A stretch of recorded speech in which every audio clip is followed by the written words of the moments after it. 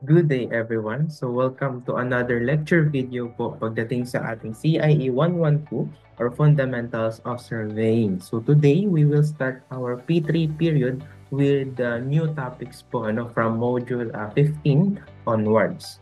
Okay, so before we delve deeper po ano po yung mga i-discuss natin dito sa ating P3 period, so let us first have this images. Okay, so we have here 4 images po ng roadway. So, anong napapansin natin dyan?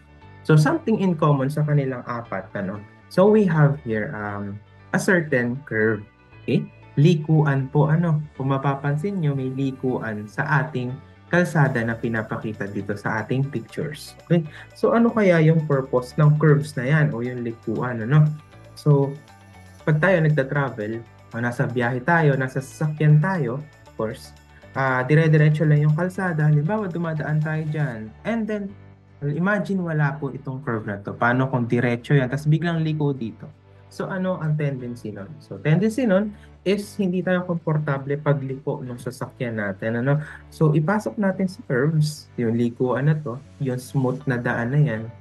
So, pag meron ng curves, so hindi na ganun yung mararamdaman natin. Kumbaga, pagliko natin, hindi na biglaan po. So, ang purpose niyan, of course, bawa nasa bumabiyahe nga kayo, pag biglang lumiko, lalo kapag nasa yung gilid ng kalsada is bangin na, Sa pag bigla ang liko po ng sasakyan at wala yung curve na yan, may tendency na malaglag din tayo sa may mismong bangin do sa daanan. So, reason nun is yung tinatawag nating centripetal force. Okay?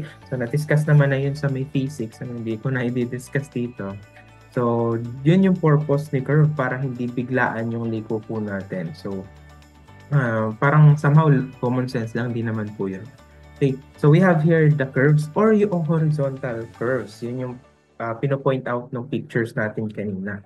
Okay, so ano ba si horizontal curves? Okay, pag sinabing horizontal curves, these are one of the two important transition elements in geometric design for highways. So yung isa, kung si horizontal curve is yung one of the two important transition elements, yung isa naman is vertical curves, wherein madidiscuss natin sa latter part ng ating subject. Okay, horizontal curve provides a transition, gaya na sabi natin kanina, between two tangent strips of roadway. Okay, so sir, ano yung tinatawag na two tangent strips of roadway? So, ito yung isang tangent, halimbawa dumadaan kayo dyan, yan yung isang tangent strip. Okay, and then ito yung isa, yung sa kabilang dulo. Okay, ngayon, itong portion na ito, yan yung horizontal curve. O dito naman sa kabila, ito yung ating isang tangent strip. And then nando sa kabilang side, yung isang tangent strip pa na tinutukoy. And then this portion is the horizontal curves. Okay, pag horizontal curves, ito yung nakalatag. Pag tiningnan mo from top, yung kumbaga plan view, yun yung horizontal curve. Pa-curve siya. Pag yung vertical curve, section view naman. So may elaborate naman natin yun sa next discussions. Okay? So nabanggit dito, allowing a vehicle to negotiate a turn at a gradual rate po, unti-unti. Okay? So rate rather than a sharp cut. Okay? So yung gradual rate, unti-unti, kapag gradual lang po yung rate na nararamdaman ng pasahero, tayo, sa biyahe, mas may ease, mas maganda sa pakiramdam compare sa biglang liliko po, so delikado pa po yan. Okay, so we have different types of curves. Ayun nga, na-mention natin kanina, yung transition curves natin ay yung horizontal and then the vertical curves. So under the horizontal curves, we have 4 types po. So we have the simple, compound na i-discuss natin for today's lecture video. For module 15, we have the simple curves. Module 16, we have the compound curves. So for the module 17, ayun nga po, we have the reverse curves, and module 18 is the spiral curves. For the vertical curves, we have 2 types lang po, which are the symmetrical and unsymmetrical parabolic curves, which is under ng 19 and 20 sa ating module. Okay, so but in this lecture video, sa 15 and 16 lang po tayo nakafocus. So sa mga next discussion, magpo-proceed po tayo sa next types ng ating curves. So for the horizontal curves, ayun nga, meron tayong 4 types, okay? Horizontal curves or circular curves are laid out Okay, on the road to change the direction or alignment of a track, while vertical curves are provided to change the slope of the road. Pero ang focus lang natin muna, ito muna, change the direction of alignment or alignment of a track. Okay, so we have here for the simple curve, compound curve, the reversed curve, and the spiral curve. Yung tatlo natin dito, yung simple, compound, and reverse, nag-share sila ng ideas. Okay? Yung ideas na madidiscuss natin kay simple curve is applicable po sa reverse curve. Pagdating naman dito sa spiral curve, medyo mag-iiba ulit yung discussion. But all of these are horizontal curves. So, yan ay parang top view. Okay? So, ito yung kalsada natin. Ano? So, kumbaga, pag galing kayo dito, ayan, pagpunta niyo po dito sa point na to, papasok na si curve. Okay? Ngayon, pagdating niyo dito, pupunta ulit yan sa straight roadway. Okay? So, dito naman sa compound curve, ganun pa din. Galing ka dito, and then may curve na ganyan. Okay? So, yun, lahat naman yan, ganun yung treatment. Ano? Yung spiral curves, ito lang yung curve natin. Tapos, ito, curve din yan. Ay, ito curve to. Ito straight roadway na po. So, may elaborate naman natin yan sa next modules. Okay, so pasok tayo sa main focus natin here in module 15, which is simple curves. For simple curves, simple curve is a circular arc extending from one tangent to the next. Okay, so as you can see, meron tayong illustration dito. So medyo maraming nakalagay na symbols, so we have to memorize them all. We have to be familiar po sa kung ano yung mga tinutukoy ng mga symbols na yun. So let's start with the PC or the point of curvature. So eto po siya, no? So always remember that PC or the point of curvature is the start of the simple curve. Sir, asan po ba yung simple curve sa ating illustration? So as you can see, yung broken line po na ito, yan yung ating simple curve. So yung start niya is the PC. Okay. Next, we have the PT or point of tangency of the curve, which is the endpoint of the simple curve. Next, we have the point of intersection or PI, which is the intersection of the tangents po. Ano? So, PI, ito siya. Okay? So, ito po siya. I is an angle or the angle of the intersection of the two tangents. Okay? So, itong dalawang tangent na to, saka ito, makakapag-produce siya ng angle. And then, yung I then is the central angle, which is ito naman sa baba. Okay? Yung I na yan. So, equal lang po ito saka itong nasa baba. We also have the R or radius. So, yan ay equal lang po. Since yung buo kasi na to, itong curve na to, yung simple curve is just a portion of a whole circle. Full circle po siya, meaning may radius yung circle na yan, which is ito pong R natin. LC or the length of the curve is yung sukat from PC to PT. But take note that the length of the curve is hindi laging from PC to PT. Po pwede pong from PC to a certain point sa ating curve or po pwede namang from PT to a certain point ng ating curve. Just make sure na intindihan natin yung problem. C is the long chord, which is the distance from PC to PT. Okay? So, ito po yun. So, T, tangent distance. So, itong T na ito, saka yung T na yan, is just the tangent distance and equal po yan. And as you can see, we have here the back and the forward tangents. So, ano ba dyan yung back and forward tangent? So, ito yung back tangent, yung from PC to PI. And then yung forward tangent is from PI to PT. So, wag niyo pong magpagpapalit. So, E is the external distance. It is the distance from the PI or point of intersection ng dalawang tangent. Ito, papunta sa midpoint ng ating simple curve. For the middle ordinate is from the midpoint of the simple curve or the curve, papunta sa midpoint ng ating long chord. Okay, so take note that the tangent po na ito and then yung radius ng ating curve is always perpendicular to each other. Meaning, meron kang 90 dito, 90 din yan, parehas po sa kabilang side. And then, yung long chord and the tangent po dito, yung back tangent and the long chord, may angle siya na I/2, which is equal dito sa nasa baba. Okay? Ganon din dito sa kabilang side. From tangent po o yung forward tangent na to, and then the long chord is I over 2 pa din. Na equal din dito sa kabilang side. Okay? So we also have the concept of degree of curve. So the degree of curve D, the degree of the curve is the central angle subtended by an arc or the arc basis or chord basis of one station. It will define the sharpness of the curve. Okay, so we have two bases po pagdating sa ating degree of curve. Okay, so yung dalawa na yan is binabanggit naman sa problem. Paano sir pag hindi binanggit kung ano po yung gagamitin? So doon papasok si arc basis. Kumbaga pag sinabi lang na chord basis ang gamitin, sa kanyo po ito gagamitin. Pag hindi, always assume na arc basis yung gagamitin. So let's try to explain them separately para mas maintindihan po natin.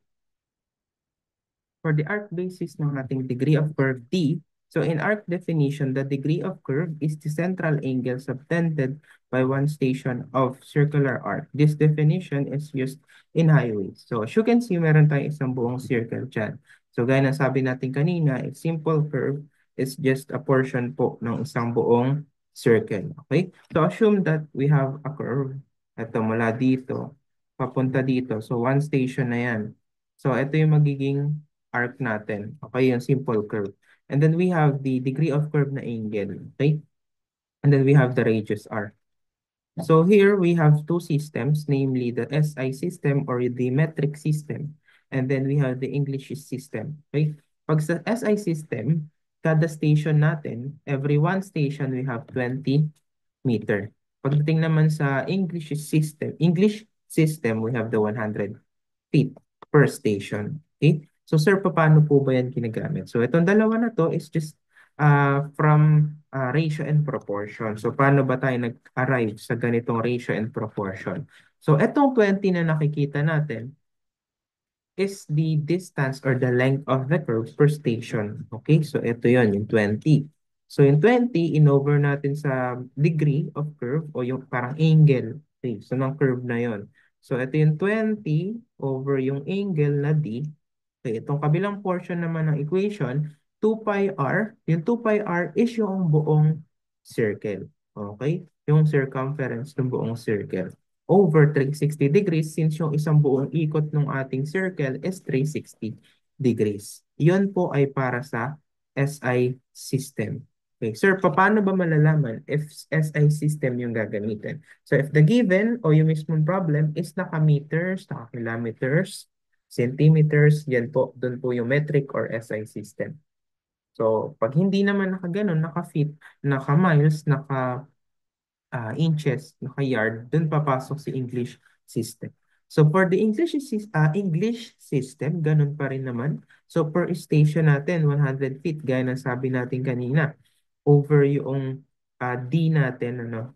So ganun pa rin tong right side of the equation, 2 pi r over 360. So paano ba natin ginagamit yung ratio and proportion na yan? So ginagamit natin tong dalawa na to pag ang nawawala either degree of curve or radius. So most of the time naman, ang binibigay ni problem is yung D or degree of curve. Okay, ngayon, hanapin natin si radius. So yun naman yung madalas na nangyayari. So paano gagamitin? Isa-substitute lang natin yung values. So may shortcut dyan actually para hindi na ganito yung isulat nyo sa papel nyo pag nagsusolve. Pwede nating i-derive yan. Ano? Cross-multiply. We have R is equal to, so sige, cross-multiply natin muna. Uh, 2 pi D, in-cross-multiply ko muna. Multiply by 20 times 360 degrees. Okay? So divide both sides by 2 pi D. Okay, so magkakaroon tayo ng R is equal to, so eto, yung 20, 360, yung sakay 2 pi, pwede nating masimplify yan. Pag sinimplify natin yan,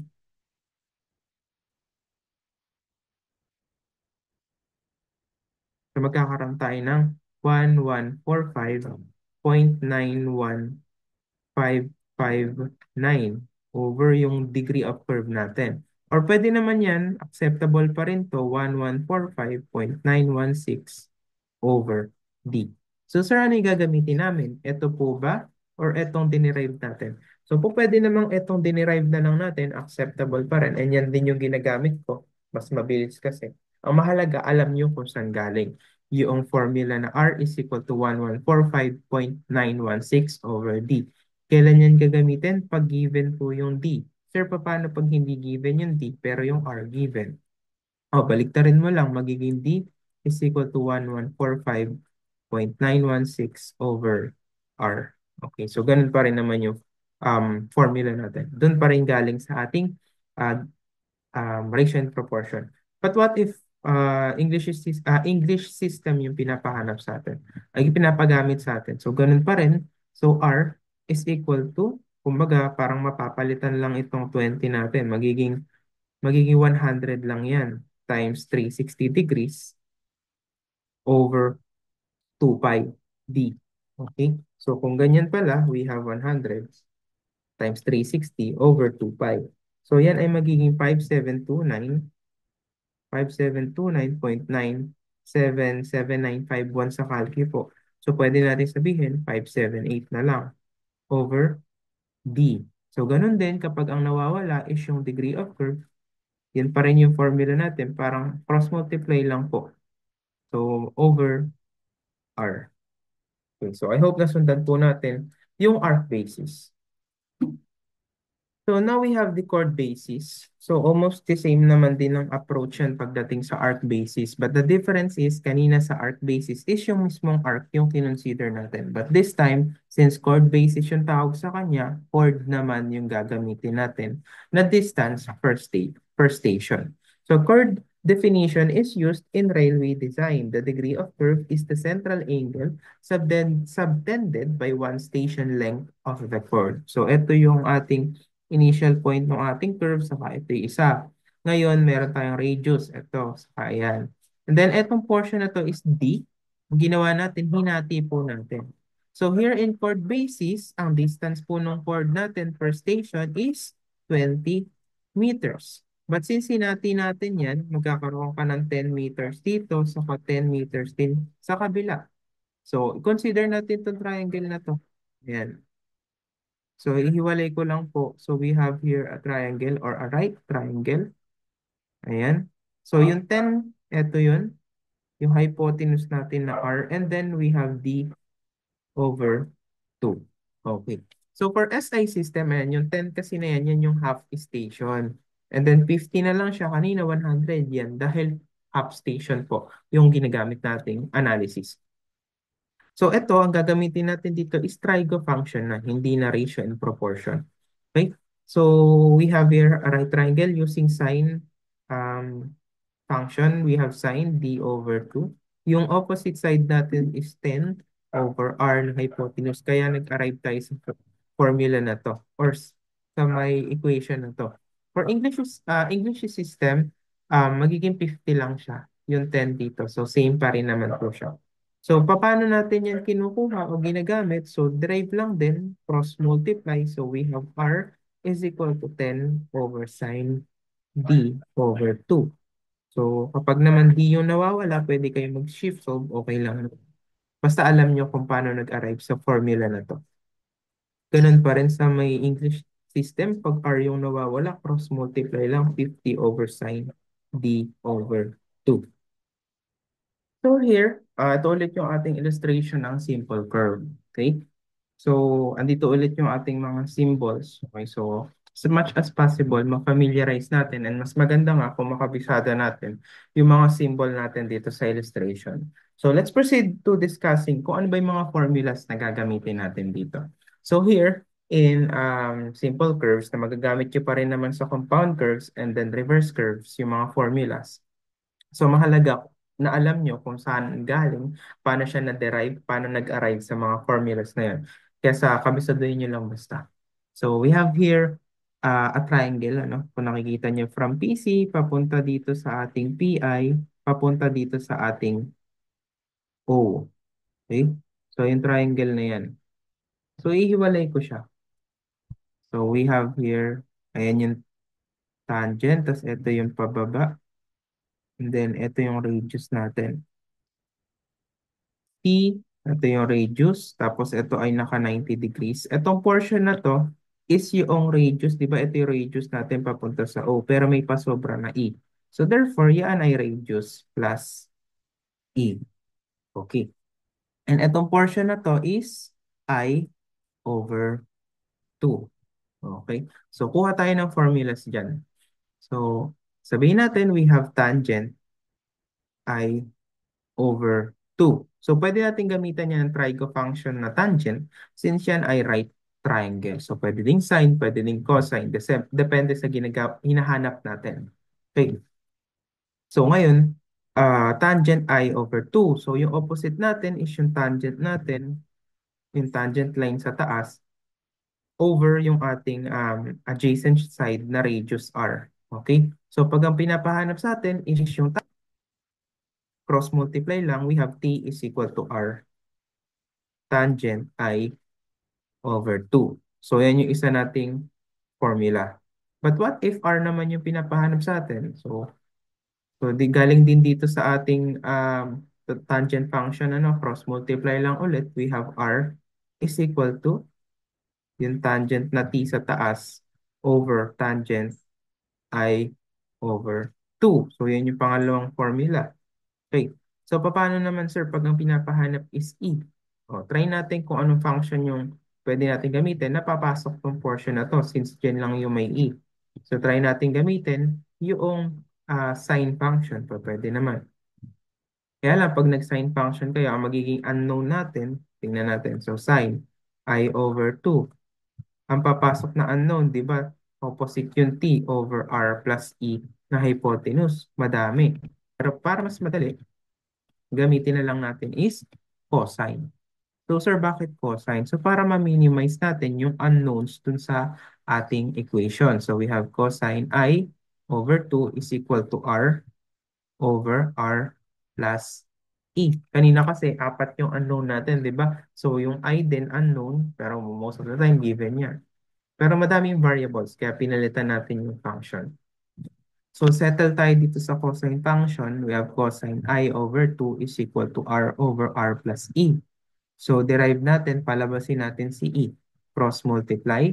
So we have R plus E times cosine I over 2 is equal to 2 is equal to R. Okay, yung 2 hindi natin pwede i-cross multiply sa R dahil sa I lang siya naka-over. Okay? So ihiwalay natin tong R natin. Ano? So E is equal to, yung R ilipat natin doon sa kabila. Pero make sure kung nawala tong grouping symbol natin. Okay? Huwag natin itong kalimutan, sorry. Okay, so we have R plus E times cosine I over 2 is equal to R. Okay, so hindi pa natin pwedeng ilipat yung E ay yung R sa kabila dahil nga naka-grouping symbol pa. I-distribute natin yan. So we have R cosine I over 2 plus E cosine I over 2 is equal to R. So dinistribute lang natin yung cosine I over 2. Okay. So ngayon, lipat natin yung R sa kabilang side para magkasama na sila nito. So we have E cosine I over 2 is equal to R minus R cosine I over 2. So divide both sides by cosine I over 2. So we have E is equal to yung R over cosine I over 2 minus, since itong R sa taas, meron kasamang cosine I over 2 o cancel lang natin yan. So magiging R na lang yan. So E, factor out natin si R. We have R 1 over cosine I over 2 minus 1. So yan ay yung equation o yung formula number 3 natin for the external distance E. But sometimes, ibang textbooks, ang makikita niyo formula is R, magiging secant I over 2 minus 1. So parehas lang na may dalawa na yan since yung 1 over cosine I over 2, the same with the secant I over 2. From the properties lang ng reciprocal property ng ating trigo function. But since pag nagkakalki tayo, wala naman second. So ito na lang yung gamitin nyo, yung nauuna. Okay, parehas lang naman din yung magiging sagot. Okay. So meron na tayong T. Okay na yan. Ito yung formula niya. May R na rin tayo. Okay na yan. So, may E na rin tayo. Ano pang nawawala? Nawawala pa yung M, saka yung ating long chord. Okay? So, try naman natin kuhain yung um, triangle naman na ito. Okay? Itong portion na to. Yung from PT, papunta dito sa point A, papunta sa point O. Ihiwalay ko lang. So, ito yung ating triangle. Ayan. So, of course, ito ay right angle yan. Right angle pa rin po yan. So, yan. Itong nandito sa portion na to, yan yung R. And itong portion na to, yung angle na yan, is I over 2. Since yung kabila is I over 2 din. Eh, hinati lang po natin. Okay? So, para hindi tayo malagay, ilagay natin yung mga points natin dyan. Dito din sa kabila. Okay. So, ano ba tong portion na yan? Yung A to PT, ano? So, kung titingnan natin sa drawing, yung PC to PT is the long chord o yung C natin. Eh, hinati lang po natin yung ating illustration. So, kung ganun pala, ito ay magiging C over 2 o hinati lang natin yung long chord. So, after that, proceed ulit tayo sa trigo function. Okay? So, try natin gamitin C sine function. Pero kulang pa tayo ng um, label pala dito, yung A to O. So ano kaya yung A to O? Yung A to O na yan, di ba itong portion na to, from point na to, papunta sa point sa baba is the radius. But since hanggang dito lang naman yung kinuha natin, from O to A. So therefore, yung distance na radius natin na yan, bawasan natin ng M, makukuha na natin yung distance from O to A. So, nawawala na lang natin, di ba, yung C and then yung M. Okay, so doon muna tayo sa M. Para mapalabas natin si M, gamit tayo ng cosine function. I over 2, yung adjacent side na R minus M over R. Okay, so cross-multiply lang ulit. We have R cosine I over 2 is equal to R minus M. So yung M lipat ko sa kaliwa, yung R cosine I over 2 lipat ko sa kanan. So R minus R cosine I over 2 or M is simply equal to, i-factor out ko si R, 1 minus cosine I over 2. So yan po yung formula number 4 natin. And then last, kunin natin yung para sa C. So, para mapalabas natin si C, gamit po tayo ng sine function. For sine function, we have sine. So, of course, I over 2 pa din. Is equal to opposite side na C over 2. And then yung ating hypotenuse na R. Cross multiply. Yung 2 na to, pwede ko nang ibaba po dito sa katabi ng R. Alisin na natin to. So, yan ay magiging cross multiply natin. C is equal to 2R sine I over 2. So, yan ay formula number 5 natin. Okay? So, lahat ng formulas natin sa simple curves is galing lang po sa trigo function or sa trigonometry. Okay? And then, properties of lines na din po. Okay? And hindi ko sure kung nabanggit ko kanina dito sa ating illustration. Kung mapapansin nyo, yung long chord natin, ito po, yung from PC to PT, di ba long chord yun? Nakakapag-produce siya ng angle with the tangent po o yung back tangent natin na to.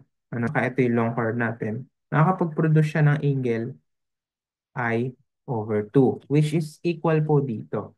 Okay? Ganon din naman sa kabilang side, yung forward tangent natin and yung long chord nagkakaroon ng I over 2. Okay, yun yung mga key points na kailangan tandaan natin, especially pag nagsusolve ng problem dito. So for the summary ng ating formulas na gagamitin pagdating po dito sa ating simple curve. Okay, so ito din yung mga dinerive natin kanina. You know? So we have the tangent T or the tangent is equal to R tangent I over 2. And we have the external distance E na E is equal to R 1 over cosine I over 2 minus 1. Middle ordinate M is equal to R multiplied by 1 minus cosine I over 2. Length of chord C is equal to 2R sine I over 2. So lahat ng yan, pwede nyo namang kabisaduhin yan, wala namang kaso. But ako personally, ang ginagawa ko, inuulit ko lang yung derivation. Nag-start ako lagi sa trigo function. Okay? So, mahalagang alam nyo parehas kung paano laruin yung formulas natin. And as you can see, meron tayong length of curve na tinutukoy po dito. So, yung L sub C, yung length of the curve from PC to PT. So, itong tatlo na to, pare-pares natin pwedeng gamitin yan. But depende kung anong system yung problem natin. If SI system, LC is equal to 20I over D, o yung I is the intersection angle and D is the degree of curve. So pag SI system, pwede mong gamitin yan. Or pwede ding itong nasa baba, yung LC is equal to the radius multiplied by the intersection angle basta nakarad po. So sa later sa problems natin, mostly ito siguro yung gagamitin natin. Pero wag niyo kalimutan tong dalawang formula na to. There are instances na pinapahanap ay length of curve lang, tapos walang radius, pero given si I and D, so pwede kayong plug in na lang, sagot na agad. Dito kasi hahanapin niyo pa si R bago kayo mag-arrive sa L sub C. So depende kung anong formula ang convenient sa inyo. So in short, kakabisaduhin po natin yung mga formulas na yan in order for us to solve problems here in simple curves.